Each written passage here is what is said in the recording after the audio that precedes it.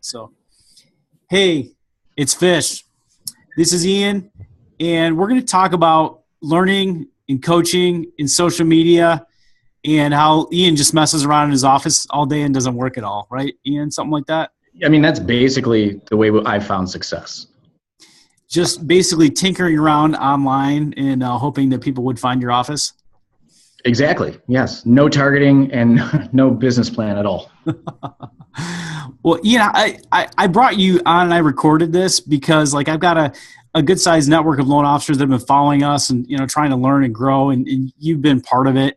I watched kind of what you've been doing with lead generation and with hiring and building. And it seems like you've taken, pretty much all the local bank loan officers in your market and pulled them into your office. I mean, is that accurate? They all work for you now. Yeah, it's, I kind of, I always joke, I don't recruit at all. I recruit nobody.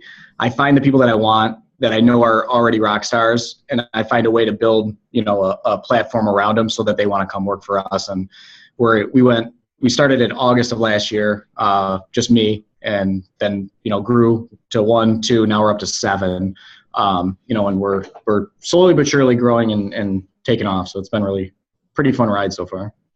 I dig it because I'm looking at you thinking you and I haven't talked much. I don't even know exactly how old you are, but you remind me of this little millennial wizard that's going to take all these older loan officers' jobs. Yeah, I'm 34, and the only reason why I know how old I am is because my wife reminds me. She's like, "You're exactly 30 years older than our son." So when he's 4, I know I'm 34. But nice. Yeah, it's nice. But I mean, you've taken a market where tech wasn't really that big of a thing, like in Northern Michigan, and you said, "Well, we're gonna do a little bit more techie, and we're gonna set up a good process for the LOs, and then we're gonna let you guys kind of roll with it." And you got some LOs that came in that were doing just a few purchases, and now you're doubling or tripling their production. It's awesome, dude. I like what you've been doing. And kind of the way that we've set it up is I openly say I love technology. I am not the guy that's going to go out and buy donuts and shake hands and kiss people's butts to get business. That's just not how I am. I'm very here it is, A, B, C, and most realtors like to have their ego stroked, and that's just not me. So, the kind of the model or the platform that I've set up across my team has just been you guys deal with the realtors, I'll deal with the back end, and we're going to drive as much business through any door that opens as we can. And it's really worked out well. What we're finding is that the very big producing realtors want to work with my team now because we're doing so much more on the back end. The loan officers that are on our team love it because they don't have to worry about, how am I going to find 2 hours to invest in, setting up an email drip campaign that's co-marketed with an agent or whatever. They know that I've got that so that they can actually go out and build or continue building those relationships. So it's really just been a lot of trial and error, but mostly learning from the group and the coaching that we've done. The thing that's interesting for me is that I had the ability to do none of this. I was at Chase for 14 years and Wells for 2, and there is no self-marketing, self-branding and when you're at a big company. So, I started less than a year ago with Caliber, just, how do I figure this out? How do I do it? And that's where, the coaching has come in huge, implementing our own CRM across the team, automating things. All of that's just stuff that I've never been able to do or never had the freedom to. And now it's a whole new world in front of us. And it's been just, your help especially has been great. I dig it, man. Yeah. Some of the stuff that we've worked on, you've been one of the best students in the programs TJ and I have been doing. I mean, you've jumped in and figured out how to move data from one place to the other and how to get those email campaigns going and how to keep emails going once clients are in process, and how to generate a bunch of leads with Listing Booster. And I think we taught you some Zillow, Facebook ad generation strategies, and you already implemented. You're getting leads. I mean, you're getting leads for what, $1 or $2 or something on some of those strategies? I got super pissed because across my team, I think we spend about $6,000 on Zillow a month still, to this day, because the agents that we work with that are doing a ton of business, that's what they want. So we have to. But the agents that don't want to spend it, we've tried all these different things, with Listing Booster and Facebook lead forms and stuff. And it's I can literally get the exact same lead that I'm spending $70 on Zillow for. I'm targeting the same customer and I'm getting them opting into, my Facebook funnels for $2 maximum, and on a $20 a day spend or something like that. So like there's a lot of different ways to skin a cat, but I like what you told me you did though recently. Like you basically have the automation going straight to your LO, and like if your LO doesn't call, then you're like Angry Ian. You're like all over them. Like, dude, they don't have the choice. So here's how our system is set up. We use LionDesk, which you guys introduced us to. But basically, each of my loan officers has their own LionDesk account. When a new lead comes in, whether it's a Zillow lead or a Facebook opt-in or whatever, new lead comes in, within 15 minutes, the loan officer's phone rings. They pick up the phone. If they press 1, it connects them to the customer. So there is no, whatever. It's the phone rings, it says lead line. They all saved it in their cell phone. So they know, like, there's money on the phone. I better grab it. And we found success, with online leads 2 ways. The first is speed to lead. When you get that person that's like, I say within 15 minutes we contact them. Usually it's within like 1. When you get that person right away and it's fresh in their mind, if we can get them into our system, pre-qual them or whatever, a person that tells you I'm going to buy a house within a year, if they're pre-approved today, they're going to buy a house within 30 days, right? Like that's how it always goes.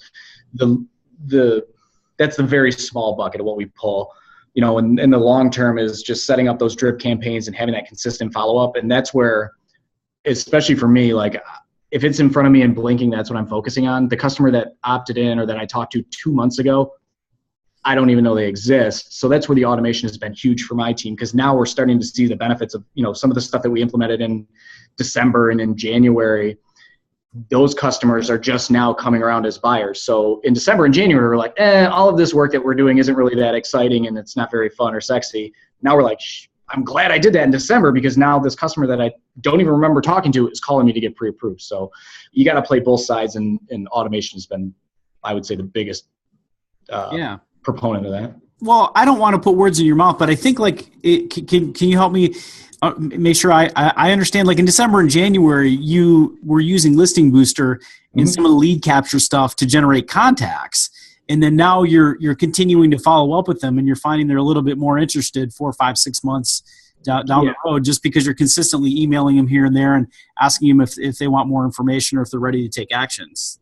Yeah, that's exactly right. So one of the things, we've had so many guests in the program that will share stuff, and it's like all of my stuff was like HTML and beautiful pictures and stuff, and I can't remember who came on, but they were like, I don't use any HTML templates. Everything looks like it's just a typed out email. So I spent like hours switching all of our campaigns to that, and it was literally like as soon as I took the cannedness out of all of our marketing, things started to click a little bit faster, and so it's been a long process of tweaking to find what works. But now what we're seeing is customers that have been enrolled in our drip campaign for a couple of months, they might not be calling us and saying, hey, I want to get pre-approved. But when they talk to the realtor that we know, or, when they actually go out shopping, they've heard our name so many times that when somebody says, oh, you should talk to so-and-so at Caliber, now they're thinking like, oh yeah, that person's emailed me 50 times. Like cool, that's a real person. I should get on that. So it's definitely twofold. You have to be out there in the market, but you also have to have that online presence to drive it. And like I said, it's all trial and error. What I always say to my loan officers is like, online marketing is fun because you get, you start at the beginning and you're like, awesome, I found this ad copy that works great. It gets people to click the link. And then they click the link and nothing happens. So you're like, okay, I got to the first roadblock. How do I get past the first roadblock? And there's like 100 roadblocks to get, from A to Z, but like it's very quick and very easy to see what your next roadblock is. And then you can just address it and, tinker and find what works. So there is for us, at least, there has been no perfect formula, but we've been able to accelerate through the steps a lot faster. Well, I think, when you first talked to TJ and I, we said, hey man, we're going to help you build a brand that everyone recognizes. We're not going to guarantee you like that we've got this one click or this one script or this one simple thing that you do that's going to make you super rich. Like if you could do one simple thing and make hundreds of thousands of dollars, everybody would do it. Stuman already did it. So everybody, exactly. One click, you're going to make a bunch of money. Fantastic. But it's a culmination of, I'm going to build a brand. I'm going to have all this automation. I'm going to have these emails. All these agents are going to recognize me. I'm going to get some stuff for my email drips. I'm going to get some stuff for my branding. You guys are teaching classes to realtors too, which I know we've been talking a ton about. basically helping the realtors replicate some of the things you're doing on your team to build their own brand, to build their own CRM. And, what I say a lot is really like, we don't want the robots to take our jobs. We don't want them to win. We want to build our own brand online where people locally recognize us. But yeah, eventually we're going to sit down in the office and meet them. They're just not going to walk into our office like they might have in the past. It just doesn't work that way anymore. Yeah, that's, so like if I break down my marketing budget, I probably spend in non-Zillow type online advertising, maybe, I don't know, like $1,000 a month or something across Google and Facebook and that kind of stuff.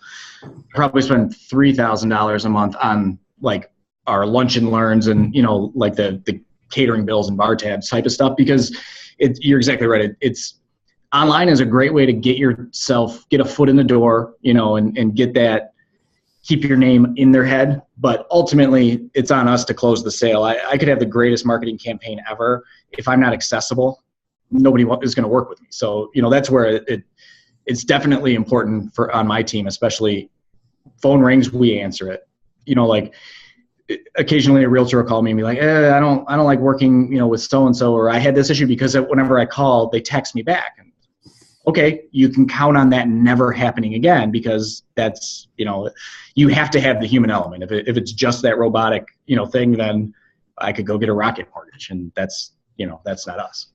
Well, and I mean, I think you mentioned earlier in the call too, like the back end of your process is so solid and so smooth that as you build that reputation, it just, all the parts come together. You don't do all this marketing to drop, loans off the closing table 6 weeks late. I mean, you guys paid attention to the whole process from beginning to end. Yeah, for sure. And that's, we built the back end first, so like, one of my loan officers that came over that I'd worked with previously, she brought a processor with her that was a total rock star, and that person adapted to our team very quickly and to our firm. So, that having the back end figured out is bar none the most important thing. Like you can, like you said, you can drive loans in the door all day long. If you're not closing them, then you have no value to anybody. Cool, dude. Well, no value to any realtor, at least. Yeah, well, you might be able to fool people for 30 to 90 days, but that's yeah, exactly. And that's, like we focus a ton of our, the bulk of our budget, of our marketing dollars is realtor facing. I do very little non-joint marketing that's consumer facing, because if I spend $8 on getting one lead, great, I got that one deal. If I spend $8 on getting a realtor, however many deals that realtor gets is how many I get. So that's, that's been the basis of, and that's where, like with the listing booster stuff and all the CRM integrations, we try as much to make everything a joint marketing piece with that agent, because it adds value to the agent and that keeps them coming to us. So when you work at a bank or something like that, you get the pre-approvals that walk in the door and you can hand them out to realtors, and that lasts for a little while until you blow up some deals.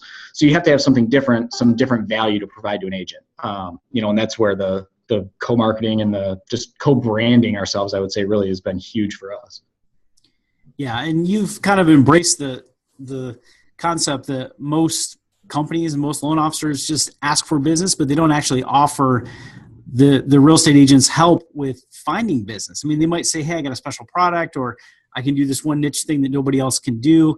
I can do escrow holdback and RD or whatever. But you're actually saying, hey, okay, Mr. Realtor, I took your listing. I helped you generate an additional 400 contacts.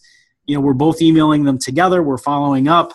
And out of those 400, we might get one or two that reach out to you in the next 6 months that want more information. But guess what? It's all automated. It's all done for you. So you really, all you got to do is if they reach out, then you and I both have to follow up with them once they're ready to talk to us. That's entirely so like I always say, like, I feel like I made this up, but I'm sure somebody smarter than me said it, like the rule of 10, and that's like, if I'm marketing online, for every 10 people I talk to, maybe it's 100, I might get one, and if it's a face-to-face referral or a past client referral, I'm probably going to get all 10 of those. But if it's an online, capture, you need a way bigger net. You gotta be pulling way more. And that's the first thing. Like, we'll do 2 or 3, like actual sit down, I don't want to call them lunch and learns, but like coaching sessions with different agents. And that the biggest thing that we have to focus on with them is that just because you see a new lead come in, from Listing Booster, from Facebook, or from any online source, it's not the same. It's not the same as a personal referral. You have to have a lot more of them. And, there are people that can convert a lot higher percentage of them, but nobody converts 100% or 70% or even 20% of their online leads. So you have to reset that expectation, because a lot of people will be like, oh, I did this online marketing thing and it was terrible. It didn't work. Well, if your expectation is that you're going to get, 100 to 1 return on it, then it's going to be terrible. But if your expectation is I'm going to pull a deal or two out of every, whatever, then you're doing it right. Yeah. Like some agents will come to me and say, well, Fisher, we generated 300 contacts, but we don't have anything closing from this next month. I'm like, no, we don't. Yeah. But what did you do to generate those 300 contacts? Almost no work. You did a few simple steps that we talked about and everything was automated. And, oh, look, here's somebody just reached out yesterday. Go talk to them. So if that one thing turns into a deal and your total amount of time invested was 30 minutes, then that's a win. It doesn't matter that you had to create 300 contacts. All that matters is that the cost to you was almost nothing. And the time invested was 30 minutes and you got one buyer. So one of the things that I love to do, most agents have their own, CRM, like they're not using the same CRM that we are, but they can track their referral sources. So I always love to say, like, pull up your mailing list. Like, who are the people that you send? We get a stack of them every month of, Century 21 and Coldwell Banker. We get all these like postcards. Pull up that list and tell me which one of those are loan officers. And they'll say, like, okay, here's my list. And, I mail 15 loan officers every month or whatever it is. Okay, show me which deals you got from those 15 loan officers. And usually there'll be like 1 or 2 that they have a bunch of business with, and then like, 10 or 12 that they did nothing with. Okay, so if you take that 10 or 12 times 12 months times 50 cents a piece or whatever to mail it, that's how much money you wasted. Compare that to the email, the online campaign that we're doing. You spent 0 on this and got 1, 2, whatever referrals or customers. You spent $80 on this and got 0 tracked. So it's just, again, like I said, resetting that expectation of what is the way to do business. And all of the coaches say, the same thing, like dialing for dollars is not how you do it. Cold calling is not how you do it. And this is just, one of the many ways I think that the industry is going. Awesome, man. Well, I think I asked you for a 3-minute endorsement and then we talked for a good 25 minutes, but chop that shit up. This is the longest I've gone without swearing too, I think. So that's I know. I told you to clean it up. I'm like, man, that guy's got a foul mouth. No, anything else you got to add for people that are kind of watching this on the replay, or? No, I think, would you pay Fisher and TJ to help you? No, yeah, I have, and I would. I mean, so yeah, you have to dedicate the time, and that's what I said, when I was going through it. It's, if you're going to pay the bill, pay you guys and then expect the business to come, mm-hmm. You are better served to go set money on fire. You have to do the work. You have to read the lessons. You have to watch participate in the calls, and if you're going to do that, I would say it's impossible not mm-hmm. to get to the next level. And that might be from only level 1 to level 2, but it takes you a step forward. And, the bulk of any coaching program success is within the individual. And I think that you guys definitely point in the right direction and at least opened my team's eyes to all of the different things that we could and should be doing. Nice. I once heard, because I really enjoy golf, but I heard from, I can't remember the instructor, maybe Butch Harmon, maybe Jim Flick, I don't remember. But somebody once asked him, how much is it for golf lessons? And he was like, oh, my golf lesson package is $500 for 7 lessons or whatever. And they'd say, well, how much for just 1 lesson? He said, well, 1 lesson, that's $2,500. They'd say, what? He'd be like, well, if you expect me to teach you everything you need to know in 1 lesson. Yeah, it's going to be a long lesson. It's going to be a long lesson. Exactly. And I'm really going to have to pull something special. It's going to take me a little bit of extra thinking power to make that happen. So, you're a perfect example of that. You've been hustling, you've been taking action over the course of a few months, and you've been teaching us in return. The student becomes a teacher because we've been watching how you implement it. Oh, wow, Ian's using the Google Docs this way. He's been moving his data, from Listing Booster over to this CRM back to his follow-up system. It's like this web. But once you understood how the pieces work together, it was like, Tinker Toys. You're just like, oh, I got it. So like the first bit of automation that I did was automating inbound Zillow leads to get an email drip campaign. Mm-hmm. And I paid somebody on, I don't know, one of those like hire and Malaysian guy to computer program stuff. I paid somebody $50 to set up this Zap and Zapier because I had no idea what the hell I was doing. Now, I set that same Zap up like 50 times a week. It's like once I saw how that was done, it was a lot easier. And so I've been trying to like share a lot of that with you guys. And, a lot of times if somebody's in the course and they're like, I'm struggling with Zapier, I'm like, if you're comfortable, shoot me your passwords and stuff. I'll log in and help you, and show you how to do it. And they're like, thank you so much. It's like, you guys were that for me. So it's the least I can do for the next group down the road. Well, I remember talking to Kevin at Listing Booster about that a couple of years ago. And I was like, Kevin, maybe you guys should try to figure out Zapier. Maybe we should get that going. He's like, oh, that's going to be like one LO in America. No one's going to care about that. And, and I'm like, it's coming, dude. The robots are coming. These little techie millennial loan officers are coming, and everyone's going to want to automate this stuff. So it's cool, dude. I like watching you. So, all right, that's all I got, dude. I tried to let you steal the show, but I interjected about 67 times. So I appreciate your time. I'll share this with some of the folks who might want to learn to be more like Ian. I think there's only one, though. So yeah, let's hope. My wife says that too. I know. So the only other favor I got to ask from you is I probably will be at Traverse City at some point in the summer, and I want to find a watercraft of some sort that goes really fast. So. I'm your guy. All right.